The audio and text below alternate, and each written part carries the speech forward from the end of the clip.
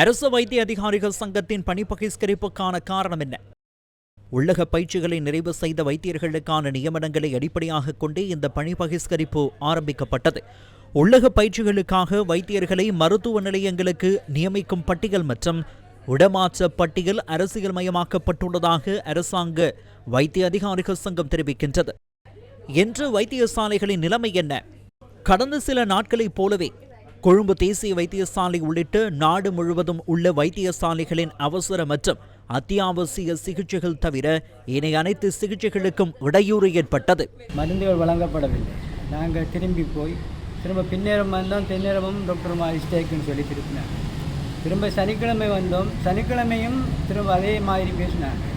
திரும்ப சொன்னாங்க ஞாயிற்றுக்கிழமை காலையில் தொடக்கம் 8 மணி தொடக்கம் 10 மணி வரையும் நாங்கள் மருந்து வழங்குவோம் கட்டாயம்னு சொல்லி அனுப்பினாங்க. இப்போ நாங்கள் காலை வந்ததும் இப்போ மருந்து ஸ்டேக்குன்னு சொல்லி நாங்கள் ஊர்களுக்கு திரும்பி செல்லக்கூடிய நேற்று மருந்து வேணும், இந்த நாள் மருந்து வேணும், இன்றைக்கு மாறும் 3 நாள் ஸ்டேக்கண்டே நேரம். சல்லி இல்லாதவர்கள் நம்மளை போல ஏழைகள் இன்றைக்கி மருந்தெடுக்க வந்தால் எங்களுக்கு எங்கேயும் மருந்து எடுக்க இல்லாமல் இருக்குது. நாங்கள் வைத்தியசாலைக்கு மருந்தெடுக்க வந்தோம். இப்போ டாக்டர் மாதிரிலாம் எக்ஸ்ட்ராக்ட் பண்ணியிருக்காங்க.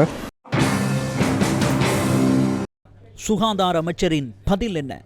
அரசு வைத்திய அதிகாரிகள் சங்கம் தம்முடன் உள்ள பிரச்சினைக்கு மக்களை கேடயமாக பயன்படுத்தாமல் தாம் பின்பற்றும் நடவடிக்கை தவறானது என்றால் சட்ட நடவடிக்கை எடுக்குமாறு அமைச்சர் டாக்டர் நலிந்த ஜெயதிச தெரிவித்தார். அரசு வெற்றிடங்களுக்கு குறித்த தரப்பினரை விண்ணப்பிக்க வேண்டாம் என அரசு வைத்திய அதிகாரிகள் சங்கம் அண்மையில் கேட்டுக்கொண்டது. இந்த குறைபாடுகள் உள்ள வெற்றிடங்களுக்கு விண்ணப்பிக்க வேண்டாம், இந்த குறைபாடுள்ள பட்டியலுக்கு விண்ணப்பிக்க வேண்டாம். அரசு வைத்திய அதிகாரிகள் சங்கத்தின் கோரிக்கைக்கு விண்ணப்பதாரர்களின் பதில் என்ன? அரசு வைத்திய அதிகாரிகளின் கோரிக்கையை பொருட்படுத்தாமல் நேற்று 96 உள்ளக பயிற்சிகளை நிறைவு செய்த வைத்தியர்கள் அரசு சேவைக்கு விண்ணப்பித்திருந்தனர். உள்ளக பயிற்சிகளை நிறைவு செய்த 453 பேரில் 435 பேர் அரசு சேவையில் இணைவதற்காக விண்ணப்பித்துள்ளனர். அரசு சேவை வைத்திய அதிகாரிகள் சங்கம் இப்போது என்ன கூறுகின்றது? இருப்பினும் சுகாதார அமைச்சின் அச்சுறுத்தல்கள் காரணமாகவே உள்ளக பயிற்சியை நிறைவு செய்த வைத்தியர்கள் நியமனங்களுக்கு விண்ணப்பித்துள்ளதாக அரசு வைத்திய அதிகாரிகள் சங்கம் தெரிவித்துள்ளது. தேவையற்ற அழுத்தம், தேவையற்ற அச்சுறுத்தல்கள் மற்றும் அவர்கள் பொது சேவையிலிருந்து நீக்கப்படுவார்கள் என்ற அச்சுறுத்தல்களை நாங்கள் கண்டோம். இந்த அச்சுறுத்தல்களை கண்டு அவர்கள் அச்சமடைந்தனர். அதனாலேயே அவர்கள் அந்த வெற்றிடங்களுக்கு விண்ணப்பித்துள்ளனர்.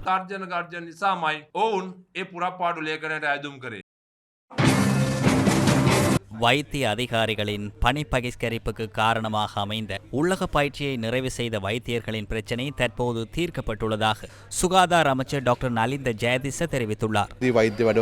விசேடமாக அண்மை காலமாக வைத்திய அதிகாரிகள் பணி பகிஷ்கரிப்பினை மேற்கொள்வதற்கு காரணமாக அமைந்த பயிற்சியை நிறைவு செய்த வைத்தியர்களுக்கான நியமனங்களை வழங்குவது தொடர்பான பிரச்சினை தற்போது தீர்க்கப்பட்டுள்ளது. அதற்கமைய தற்போது அவர்களுக்கான பெயர் பட்டியலை தயாரித்து வருகின்றோம். சிங்கள மற்றும் தமிழ் புத்தாண்டுக்கு முன்பாக அந்த வைத்தியர்கள் முதலாவது நியமனம் உரிய இடங்களில் வழங்கப்படும். அந்தந்த கிராம மக்கள் தமது வைத்தியசாலைகளுக்கு அல்லது சுகாதார நிலையங்களுக்கு வருகை தரும் புதிய வைத்தியர்களுடன் மிகவும் சுமூகமாக பணியாற்றுவதற்கு எதிர்பார்த்திருக்கின்றார்கள் என்பதை நாம் அறிவோம். இவற்றில் சில இடங்கள் எமது கிராமப்புற மற்றும் சற்று தூரமான பிரதேசங்களாகும்.